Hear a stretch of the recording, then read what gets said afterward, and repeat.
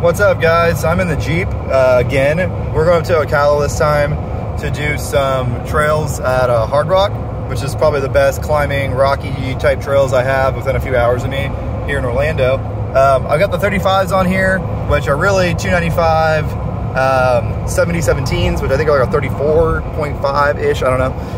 And it's amazing how big of a difference in road noise, acceleration, and economy going from the stock light Jeep tires, which are like a 32, to these 35. So you can see I've been cruising about 70, between 70 and 75, getting 16 miles per gallon. At this speed with the stock tires, I get 19.5 to 20, depending on traffic and hills and stuff. So it's costing me at least 3.5, maybe 4 miles per gallon to run these tires on the Jeep. And that's why everyone's like, oh, why do you constantly swap tires? It's like, well, number one, it saves my expensive off-road tires and makes them better for off-roading. And number two, it saves a lot of fuel and improves my range when I don't have them. Don't really mind burning fuel. I believe in the Holy Trinity and utilizing it to the fullest extent of the law. However, Holy Trinity being coal, oil, and gas. However, you know, when you get a little tiny tank in these Jeeps, when you're getting 16 miles per gallon, that's quite a lot of fill-ups. This Jeep only has like a 21.4 gallon tank, or I think it might be less than that. So that's not a whole lot of range. But anyways, I might go buy a Yamaha. I've been trying to find another side-by-side, and I can't find shit. So I'm going up to Martin's Yamaha in Ocala because they have an RMAX, which is not really what I want. I want a YXZ, but I cannot find a manual shift, non-SS, non-paddle shift YXZ anywhere in Florida. Apparently they just don't order them because all the pansies in Florida want an automatic or at least a push-button shift because no one in Florida is a man, apparently. So yeah, that's really annoying. I really want a YXZ, I just can't find one. So I might pick up an RMAX.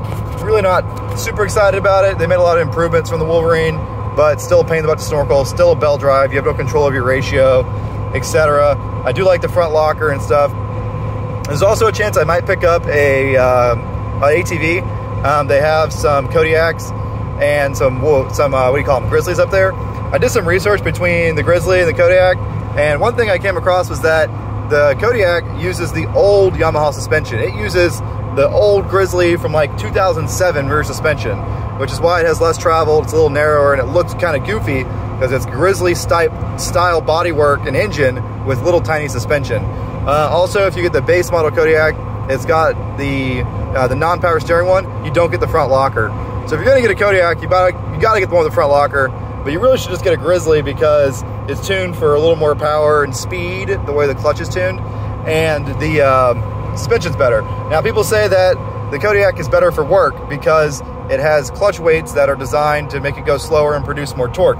That is true. It's the same engine, but the clutch tuning is different. However, changing the clutch tuning on the Grizzly to match the Kodiak is a lot cheaper and easier than changing the Kodiak suspension to match the Grizzly. So, I don't know. I'll probably get a Grizzly, but if they have a Kodiak that's got the front locker, I might get one of those too, and then yeah, just go from there. Front locker is key. The other things are just kind of preferences. It's really sad. I went to 4 different dealerships in Central Florida area yesterday and could not find a single side-by-side I wanted to buy at all. The closest thing I found was a XTR RMAX 2, but again, that's kind of like a fuckboy package that's got an extra $3 grand on the MSRP for a bunch of BS, bunch of paint and rims and stuff I'm not going to pay for anyway, so I don't want that crap. The most I would want is a Sport RMAX 2 just to get the tunability on the shocks. But I found one of those and they want 25 grand out the door for it, which isn't a very good deal. That's $2,500 over MSRP, and that's with an ag exemption and everything else. So I have no idea, you know, what's going on, but I guess supply is so low and demand is so high, dealerships are going to squeeze every penny they can get out of you.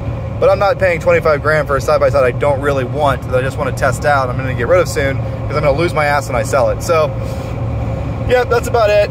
Just some yapping for you. If anyone has a good hookup on a Yamaha dealership in Central Florida that would actually order me a YXZ with a you know, manual, basically a 3-paddle YXZ, 3-pedal with the actual sequential shifter, not the paddle shifters, that'd be great. I don't have any good Yamaha hookups anywhere in the United States. I've got pretty good Honda hookups, pretty good Polaris hookups, pretty good Can-Am hookups, but no one for Yamaha as far as a good, fair dealership. So if you have any info there, please comment links below. It could help me get a Yamaha soon, and then you'll have some videos of me breaking that.